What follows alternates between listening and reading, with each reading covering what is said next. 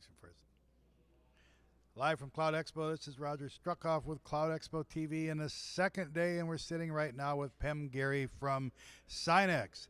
You know, we've had some great conversations and arguments and all sorts of great stuff about blockchain the last day and a half here at Cloud Expo. The good news is we have someone here who, as I understand it, his company is involved in a blockchain project. So Pem, welcome. And tell a little bit about the company, and then let's talk about your project. Okay, the company actually is SIGNiX. It's the leading digital signature, cloud-based digital signature provider in North America. And we sign 40 million contracts a year. And as a digital signature technology, there are certain advantages on legal evidence and data privacy relative to the more common electronic signature. And we are always looking for ways to be at the premium end of the spectrum. Blockchain, obviously a tremendous topic, and you cannot ignore it, and you need to be looking at it. Since we sign all of those contracts, it made sense to look at smart contracts. And so what we have done is built a protocol that enables a document we've already signed digitally, and then create an associated smart contract which acts or executes on the key terms of that agreement. I mean, when you look at the life cycle of a contract, the period of getting it signed is quite small. It could be seconds, minutes, maybe a few days. The contract itself may last for decades or generations. And so we wanted to address the automation of all of the tasks that go on during the servicing of that contract. Yeah, I mean, it's an interesting thing how the legal profession in general is a little resistant to change, and after all these years, doing something that maybe doesn't even require that much security to get a signature can be a difficult thing, let alone when you really need the lawyers and the regulators to approve it, let alone once you move to smart contracts. Now, for those that are kind of new to this blockchain stuff, a smart contract is the idea of a contract as code on the blockchain that self-executes. And people that are in business, people that are involved, that have adopted blockchain, understand it, or they are in favor of it. However, this whole concept of blockchain as code, or as code as law, that's what I'm trying to say. Yeah. Whole concept of code as law, binding law with signatures, this is a big deal, you know. And so what is it that you're bringing? You know, you're saying in a normal world, you're already responsible for 40 million digital signatures a year. So, you know, how does that make you unique in attacking this unique problem? Well, it is generally easier to develop software than to build a large customer base.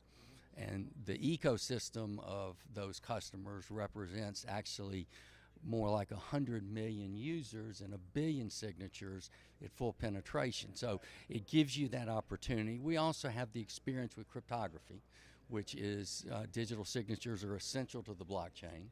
We're used to the legal ramifications of digitally signed contracts. So we've got a lot of background that makes it, that positions us to attack this problem. How do you convince somebody that may be very sophisticated in the way they run their business, products they develop, but is really unfamiliar with the blockchain technology, doesn't really trust it, shall we say? How do you convince them in terms they can understand that this is as secure as things can get? Well, you have to take steps with any technology. A smart program is or a smart contract is a computer program. You audit it. You do all of the testing that you would with any computer program. One of the secure aspects is, or one of several, is the fact that once it's placed on the blockchain, you can't change it. And so without a centralized source who could make errors or could make changes, you've got the proof of all of the community to prove, no, that is immutable, it has not been changed or altered in any fashion. And then you do have to build other security around it like you would any technology. And you have to convince judges. I mean, how confident are you that the entire legal system, does agree with you and agree with the technology community that this stuff is real and it works? Well, there are organizations. The Chamber of Digital Commerce is a leader in this area. Their position was not only that the Federal Electronic Signature Act, e-sign, and the state laws, Uniform Electronic Transactions Acts, cover smart contracts today. So they didn't want states to even consider adding legislation because they thought it'd be confusing. But in addition to that, states are writing legislation that it is clearly legal, and the Uniform Law Commission that writes model acts for all of the states to follow is also working right now on a virtual cryptocurrency model act. Now, this is still revolutionary stuff for a lot of people. So who is it, who are your customers? How do you approach them? And maybe more important, how can people approach you, your website, and other ways they can contact you? Well, they can contact us through either SIGNiX, SIGNIX.com, or SmartTract, with only one T, .io. So they can contact us either way. We are working with a lot of our current customers in some industries that make particular sense. Clearing and settlement. We have a very large global player in that, with a large percentage of the brokerage accounts in America. And financial settlement and financial services, including wealth management, is one that's often pointed to as one of the keys. Healthcare, we're very strong in healthcare. Makes tremendous sense when you look at the possibilities of what you can do with electronic health records when you can share that securely.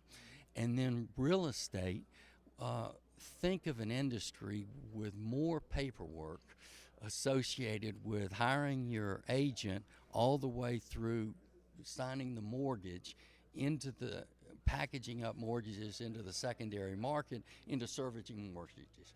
That is a tremendous level of paperwork, and we partner with ZipLogix, the dominant provider of real estate forms in America, almost 70 or 80% market share.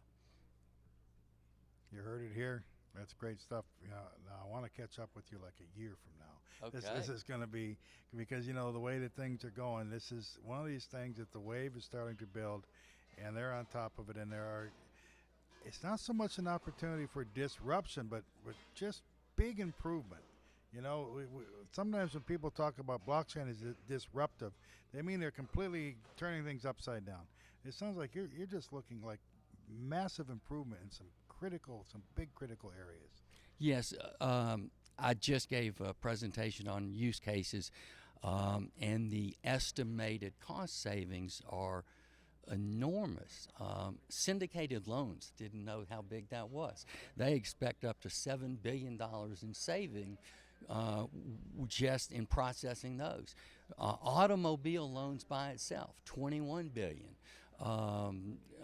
Loans, $1,000 in processing costs per loan. So the savings are probably the driver in the initial use cases. Over time, it will be new business models entirely, probably. That's beautiful. You heard it here. Thanks for joining us. Thank you, Roger. Thanks for watching, whether you're live or watching us on YouTube. For Cloud Expo TV, this is Roger Struckhoff.